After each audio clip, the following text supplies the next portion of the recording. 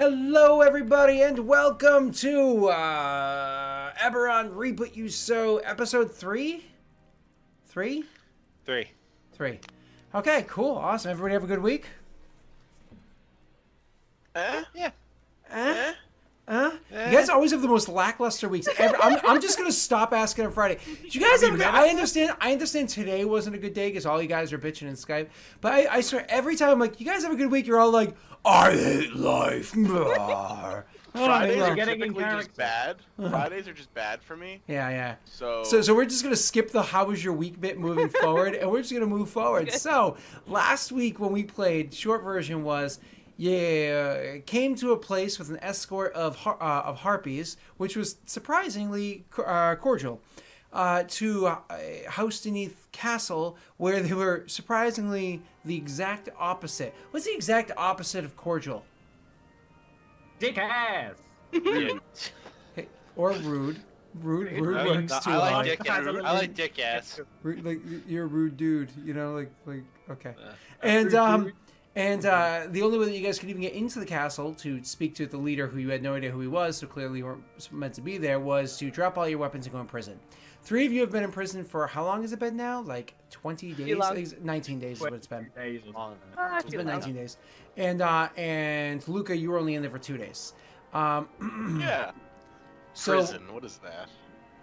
So it all said and done, you send out orders, you're a bunch of requests from a bunch of different people. You're eventually allowed to more or less question everybody. You have your method to find out who might be a doppelganger or a changeling, but you and I know that was a red herring. It was just meant to see if you could find anybody that seemed to be like concerned. And you found nothing. You found absolutely nothing whatsoever. So it was all said and done. It's the night that all that finished, and the leader of this place, Roland, he's more or less like people have been coming and going, and now it's literally the last night you guys are going to be there. Tomorrow morning, Luke is supposed to take you guys out of the prison, and you're able to leave and go pursue things in other avenues. While Luke is working the wall that day, he happens to see Roland is getting ready to leave, and so Roland is doing exactly that, getting ready to leave. So, Luca, we're going to turn the camera immediately over to you, and him getting on a horse, getting ready to go out the gates by himself, nonetheless, not with anybody else. I'm going to, so there's no one else around, or are there other people around just not going with him? No, there's other people around, whether they work at the wall or just happen to be in the courtyard or whatever it is, but nobody's going directly with him. Nobody's leaving the gates with him. I want to try to follow him without being seen. Okay. So how do you intend to follow him? Like, follow him out the gates themselves? So I guess, like, to get away from my post, I would just be like, oh, I gotta piss or whatever. Just I have to leave. Sure. Roll me a deception check with advantage. It should be easy because you are being deceptive, but it's easy. You're just telling somebody you have to pee. Yeah. Easy, no problem. You got it. Okay. So I leave my post, and I'm going to try to leave. I don't want to look conspicuous like I'm going directly where he went, so I do want to follow, but I want to leave a different way. I'm sorry, just laughing at Ollie. He actually got me cracking up on that. So you obviously not trying to beeline it directly at him. You're trying to be discreet. Okay. Yes. So for this one, because you're trying to be discreet, do me a favor. Roll me a stealth check with advantage. What do you wear for armor again? I wear breastplate. So that does not impose disadvantage. So you actually get the advantage on the roll. Go right ahead. All right. Steal. I'm good at steal. Okay, there you go. So you're going not the direct way. You're trying to like make your way around, and in this stealth is not like you're going like Pink Panther style, like It's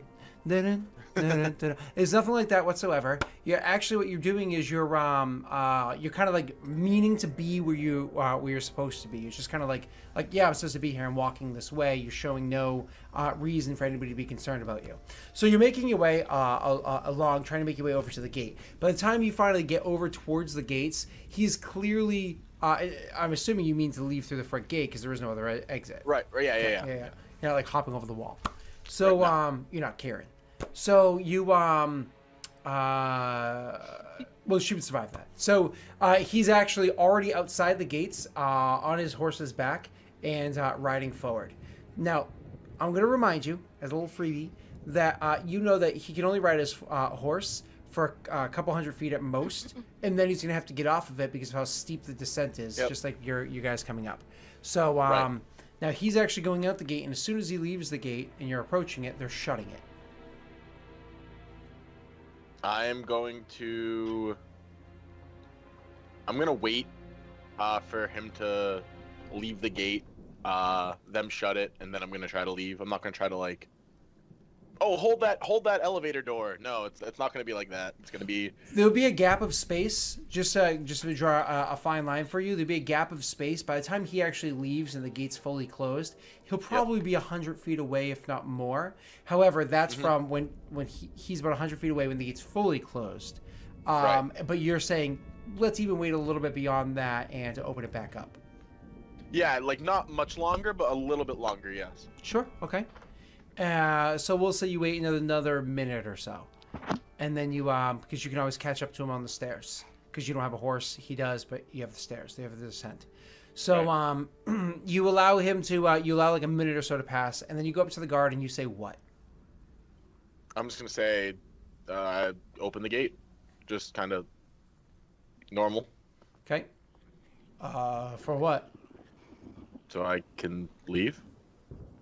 I thought, I had received orders that you and your companions are supposed to leave and to let you leave when you're prepared. Where are your companions? They're still getting ready. I just need to scout ahead. Okay. You are being deceptive once again to not raise any alarms in this person. Roll me a deception check, but again, he had orders, so with advantage. 3 times in a row, Will. Don't get comfortable. I like it. Okay. Ooh, apparently, I don't like it. apparently you're not Don't going like to it very much at all. apparently not going to make it to the beach today. He's got a little baby So- face. So you guys you go up to him and you're just kind of like, yeah, they're getting ready. I'm just gonna scout ahead. Yeah, that's what happens. And he's like, Give him a thumbs up. Okay. So he's like, okay, and he opens the gates for you, and he does in fact let you out. He does in fact let you out of the gates. So you are able to leave. You're a couple hundred feet behind him. He's probably already on the stairs, and you're nowhere near them. How do you proceed to go after him? So after I get like, say, 100 feet away from the wall, toward where he was going, I'm going to just move hastily. Start moving at a faster pace and start trying to catch up to him. Okay. So you, as soon as you get through the gates, you're just kind of like jogging ahead or whatever it is. So you do that, and eventually you get to the stairs. Unfortunately, it is nighttime, and you're only a human. So by the time you get to, and it's not like the stairwell is lit all the way down or anything like that. However, he does have a torch. So Okay. roll for me a perception check. God, I hate saying this. But with advantage, because you did jog up to him, so he does close the gap enough that you'd be able to see the torch at night. And with that 16 total, you're able to in fact see where it is that the torch is down below. He still has a good gap of space between you and him, but you're pretty sure, because he's not rushing, that you could close that gap. So is it like 200 feet gap or less? Less than 200 feet, probably like 150 feet in like straight like distance, but then he's also down some, and then there's rough terrain. So because it's stairwell, but he's walking. I imagine are not going to be walking. Right. No, I'm gonna move like once again hastily, and I'm going to rush up to him. I'm just deciding if I want to do something first. Okay, before you go rushing up to him, if you're moving Yep. hastily after him, you don't need to make a con save or anything like that. It's not like you've been jogging for that long. However, I do need you to make me an acrobatics check as you're jogging downstairs. with advantage. No, Ah, you're wearing armor. You're wearing armor, buddy. I tried. Not bad, not bad. So bad. so you pass. You're jogging after him and trying to close the gap. At this point in time, you're probably like a good, 75 feet away from him or so. But jogging in breastplate armor down a mountainside is not exactly the quietest of things to do. No, yeah. So I'm not being completely quiet. I imagine that he could probably even hear me. Might be unsettled by it. And I'm going to cast dancing lights so that he could probably see the lights if he is looking for where the noise is coming from. Do you want all the dancing lights to dance around you? I don't know about dancing around me, but maybe just kind of like I'm just like holding my hand up, and you could just see like the four of them just moving in a circular motion for him to notice. Sure. So four of them in a circular motion, but a bit ahead of you, maybe between the two of you. Yeah. Okay. And they're just like the four balls equidistant sort of a thing. Okay, sure. Yep. So hearing the jogging and whatnot, he actually does whip around, and when he whips around, he has a crossbow in his hands, and he's like aiming it back in that direction. And when he sees the dancing lights, he's kind of like looking and scanning through the lights or whatever it is, try to see where something is.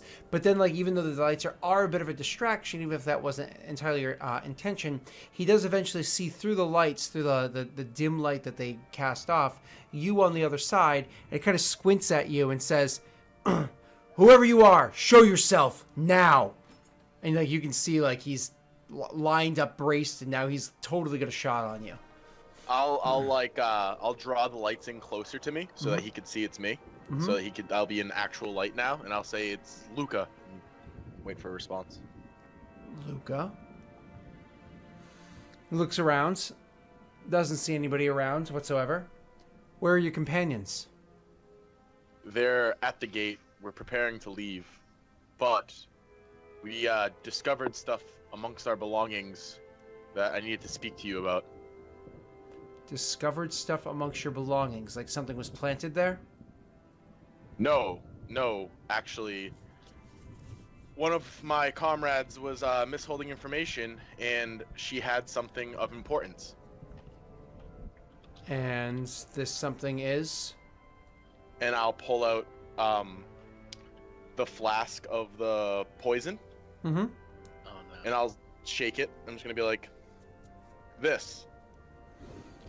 Well, unfortunately, I don't know what that is, and I'm going to level with you. I honestly don't give a shit. It's not my problem anymore, so... Well, we were given the orders that we can investigate for any changelings or the such. Yes, and anybody who's stationed there or happens to be there, you're welcome to investigate, blah, blah, blah, blah, blah.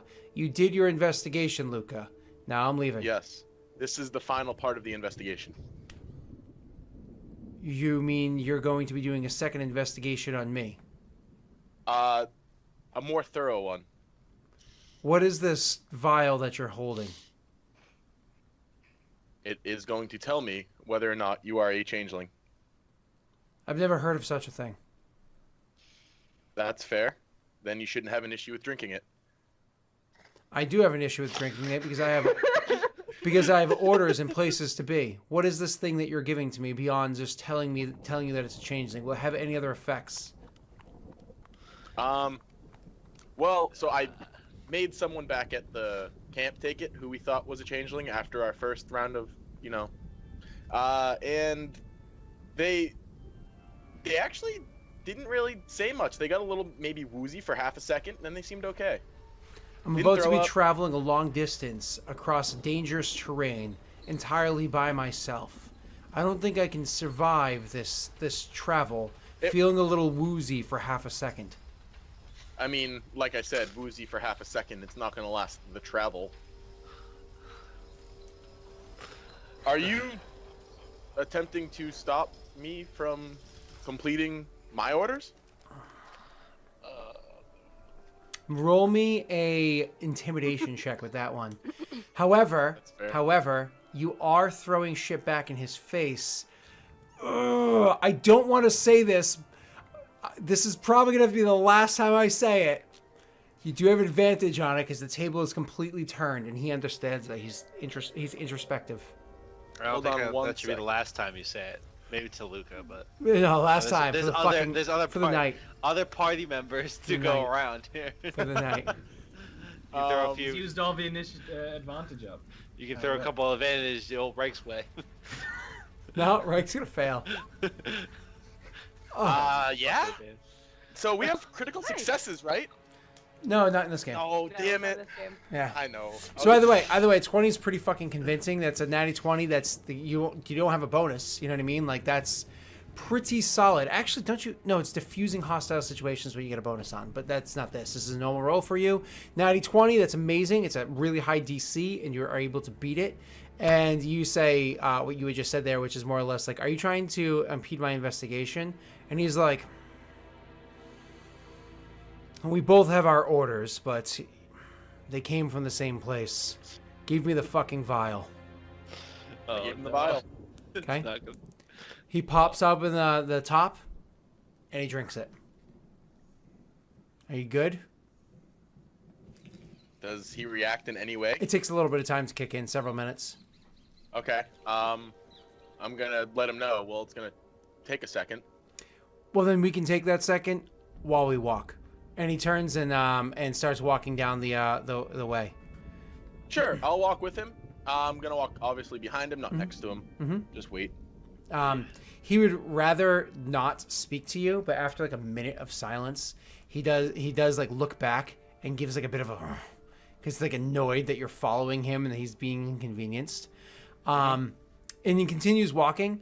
After like 5 minutes or so of walking, you can see that he's kind of like walking a little funny and like walking a little bit slower and walking a bit funny. At one point in time, he kind of like grabs onto his stomach a bit, and then like it's almost like, you know, he's trying to hold back whatever's there, but you can just hear him let out this like nasty long fart, you know, and it's like, oh, and he's like, oh, what did you feed me? Oh, this is not, oh, what you described. This is not woozy. And he kind of like falls to the ground for a second. And like while he's on the ground, he's like holding on to a stone and like really trying to like gather himself. And he's kind of like breathing heavily and just trying to like gather himself. And then after a couple of minutes, he just starts puking over the side and onto the ledge and whatnot. And he continues to do that for a little over half an hour or so, loudly vomiting, after a while dry heaving a bit. He didn't get a con save? What? He didn't get a con save? I roll my stuff beforehand. Oh, damn it. Yeah. I was hoping that he would at least... So all shit. you can you roll me a perception check, please, Luca? Yeah. Normal. Yes, normal, I know. I'm all out of the goods. Doesn't change the result. Doesn't change the result. You hear noises happening off to the side there. Like you hear there's noises coming from around where you are. And where you are is, of course, lit up by his torch and your dancing lights. So he's throwing up there. Yeah. And I'm going to inform him, actually, that I hear these noises. I'm just going to let him know that there's something in the distance. It's wargs. They won't attack a strong opponent, but they'll take somebody that they think is weak, and they love horse meat. And he's as he's trying to like really gather himself, as he's like starting to get cold sweats and really like trying to hold his innards in. What do you do? I'll say...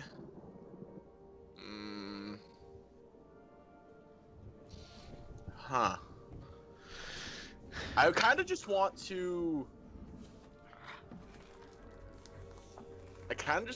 to...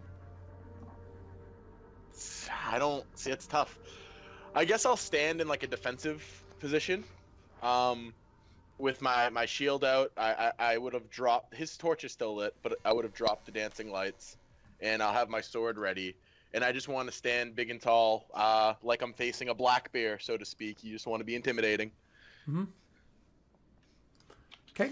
So you big and tall, try to be intimidating and whatnot. You roll that 20 with your perception check. So one of the things that you do notice is that there are, in fact, more than just one warg. It seems as though there are, in fact, 3 wargs about. Mm-hmm. And you can hear them very quietly talking to one another. very quietly talking to one another in a language that you don't really understand because. Oh wait, you speak Goblin, don't you? Yes. So let me just double check something really quickly. What is it? And there we go. So they, So they're speaking to each other in a language that you don't really understand because half of it is in a language you completely don't understand, and every once in a while you get a word that you can pick up that's Goblin, and like one of them you hear is slow, and then it's like oh, steady now. Okay, I'm going to cast Shield of Faith on the guy that I'm with that's throwing up. Okay, absolutely. So you cast Shield of Faith on him. Do me a favor, Luca. This is your first time casting a spell off of your dragon mark on the back of your hand. Describe to me what it looks like. How does it? Because Shield of Faith is the name of the spell effect that we're using, but it's not actually a holy sigil coming down from the gods, right? So describe to me this effect. So I kind of like reach out with my hand that has the dragon mark on him, and I just like I go to touch him, but I don't fully like actually place my hand down. And as I do, my dragon mark like starts to glow a little bit, and then you just see like this this barrier kind of just like surround him for a second, in like this it's like a greenish color, and then the color goes away, but you could obviously see that it was there for a second. Probably the greenish color that the House Beneath eventually used as part of their sigil. Gotcha. Yes. I get what you're saying. So it's probably what they inspired the house color from. All right, cool. Yeah. So you do that to him, reach out to him, and as you do that and reach out to do that to him, unfortunately, that kind of like spurs them on, making them want to lunge forward and start attacking. So, Luca, could you do me a favor and could you roll for me your initiative, please? Yeah, sure. Gracias, senor. Come on. That's better. Where are you? I think I have it over here. There you are. All right. So, shitty. Better. All right. I'm going to go with two different initiatives. So I'm going to go 2 and 1 for the sake of initiative. And we're going to go you, initiative. What's my bonus again? It is that. Cool. All right, ready? Boom. And then you, initiative, boom. And I didn't see what your initiative was. Did you highlight your token or no? I did, yes. I don't think you did because he did not pop up on. That's all right. I I'll got you. reroll and I'll No, change I it. got you. No, I got you. Oh, there you go. You're good. So you're good. A 15. Cool. Yep. All right, and putting that in order. Sorry about that. And putting that in order. So Luca, actually, so as you reach out and do that, all of a sudden you hear like, now, as they start moving and jumping forward at you guys. Now, do me a favor before you get to go first. Roll me one more perception check, normal check, before you hear what happens. Yep.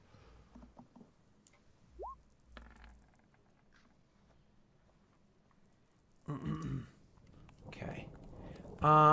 Perception 14. So you know that there are two to one side of the road, one to the other side of the road. There's only one. There is only one that is closer to where your ally is. He's about 7 or 8 feet away from you, with this horse adjacent to it. It is a war horse, so it doesn't spook very easily. Right. There are 2 on the other side that are closer to where the horse is. Okay, so you know that. What do you choose to do in your first? You can't see them at the moment. Actually, with the 14, you can see the one that's closing in on. You see one of the ones that are closing in on the horse right now. So you can act.